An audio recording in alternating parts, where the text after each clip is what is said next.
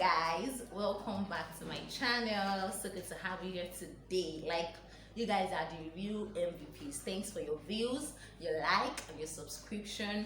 And if you have not shared the last video, like Attaining Academic Excellence, like, I really don't know what you're waiting for. You should share that video with everybody you love and everybody you want to see soar, like everybody wants to see excel. Okay, so I'm going to be concluding that video today, so that we can go into the next gist. That gist, I know most of you want to hear that gist on. Okay, is the certificate all I need? Okay, what else do I need? What's the certificate? Okay, so I talked about a lot of things in the last video, the vision, the 3Ds, and I'm just going to be continuing here. Now, what I will talk about, okay, yeah, I got some questions and I feel I should answer, especially one of them that strongly says that how do you stay disciplined? Okay, you have to be disciplined. I know, but how do I stay disciplined?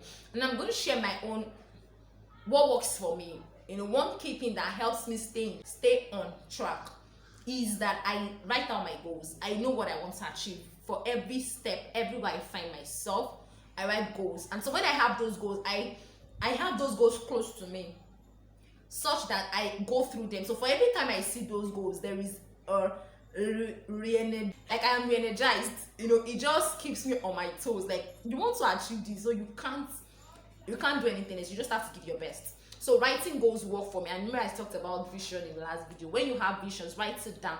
For every time you go through it, it keeps you on your toes. You know that, oh, if I'm going to achieve this, then I have to do this. So it's either I don't want to achieve this if I'm not doing this. So that's what keeps me disciplined. That's what keeps me going. All right, I hope that answers your question. And so, okay, now the other thing I want to talk about is how you read, how you study for tests, how you prepare for examinations.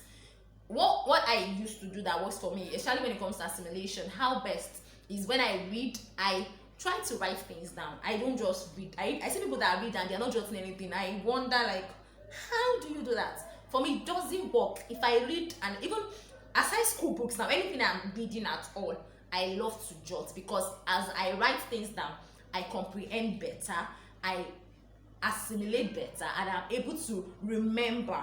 So that's what works for me, and I feel it works for a lot of people too. So when you're studying, ensure you are writing something, or you're noting, you're taking notes, you're jotting things down. So you may not necessarily go back to them. You just, those things stick better. That's what works for me. Then another thing I do that is very, very important, and I advise every student to do, is to set questions for yourself. Like, the first place you are seeing any question on any subject should not be in the test or the examination. When you're studying, especially when you're paying for a test or an examination, try to set questions, then answer those questions. It helps you know how well you understand, or you have understood what you read. So if you don't set questions, like the first time you are seeing the question is in the examination, or you are just there like, oh. But when you read and you write out a few questions, okay, it helps you know that, oh, okay, I didn't get this part, let me go back. Oh, I didn't really understand this, let me go back. So that's what I do that works for me. Set questions for yourself. It will help.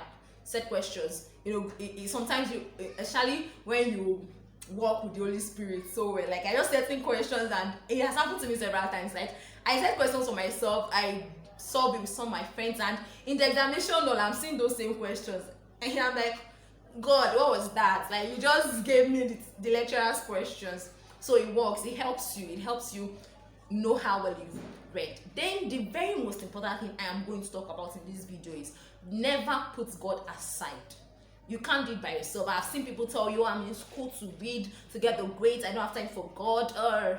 Excuse me. So you're in school to learn, fine, but God is God. And it is God's desire that you succeed. It is God's desire that you excel. It is God's desire that you stand out. So working with Him even makes it easier. Like, you want to work alone, and you have a guardian that knows the road, but you choose to work alone. You're going to struggle. You're going to make so many mistakes. But when you work with the guardian, you know, it just tells you, take this route. Oh, take this route, and you arrive at your destination faster. That is what I see. That's how I can explain the God factor. So work with God. Work with God. If you need to commit yourself to the service of God, do it. It helps. It wouldn't stop you from achieving your result. I remember when I was in school, and one of the days my landlord met me, and he was like, you just go. Well, I need to know what your GP is. Like, you're always going to church, you're always in this meeting, you're always in that one. What's your problem? Did you come to school to learn? I looked at him, and when I told him my results, he was like, really? How do you do that?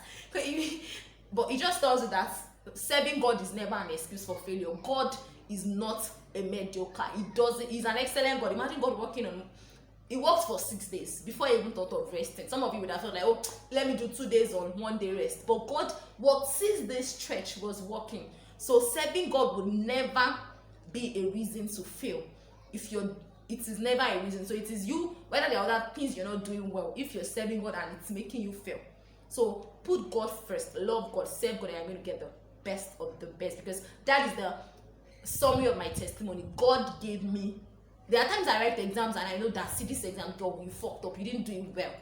And I see the A's when the result comes out. I'm wondering, was it lecturer, like, what was the lecturer doing? Even if you had my test and everything, I felt I have done together. It can't get me a C.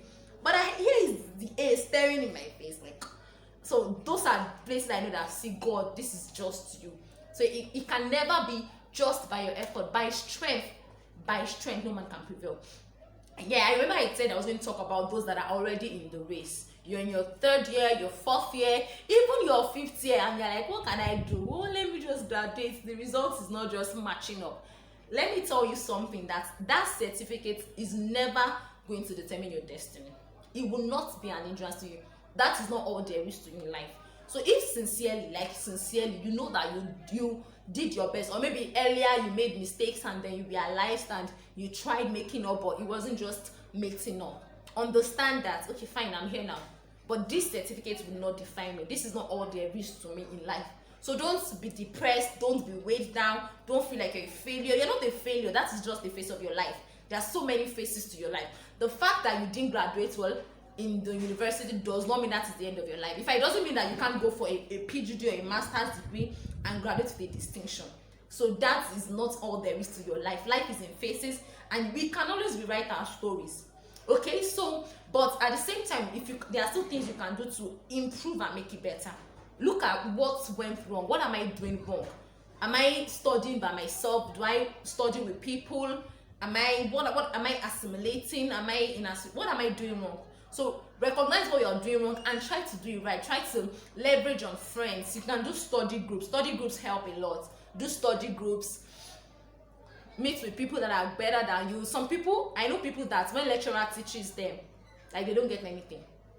So they have to meet other of their other mates and colleagues to re-explain those things to them. So in that category, that you would need somebody to explain to you. So find out what will help you. The little drop of water will make a mighty ocean. Don't feel like, oh, even if I struggle, it won't get me more than a 3.0. That 3.0 might be something. You might want to do something and you say that not less than 3.0. So don't give up too early. Don't feel like you're a failure. You are not a failure. That's just a part of your life. There's so much that makes up the you. Okay, so if you're in that category, you can reach out to people that can help you. And most importantly, leverage on other things that you're good at. There will definitely be something you're good at. So don't just shut out of life. Don't feel like, oh, no. Try now, especially when you're in final year, you're in 4th year, and you feel like, oh, this academic thing is not working for me. I've tried and it's not working. That is it. So what else am I good at? Start looking out for those things that you can build, and that is the key thing I'm talking about in the next video on.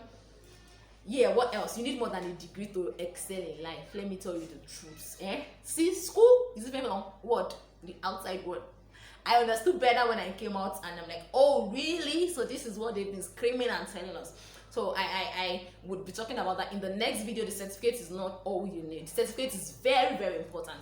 But if you have the certificate and you don't have any other thing, you might still have to struggle. The road may not be still as smooth as you expect. But if you have the certificate and you have the other things, my dear, you can never ever be pushed aside. You always be relevant. That is the truth.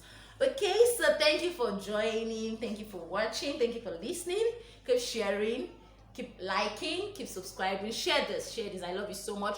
Thank you. See you in the next video.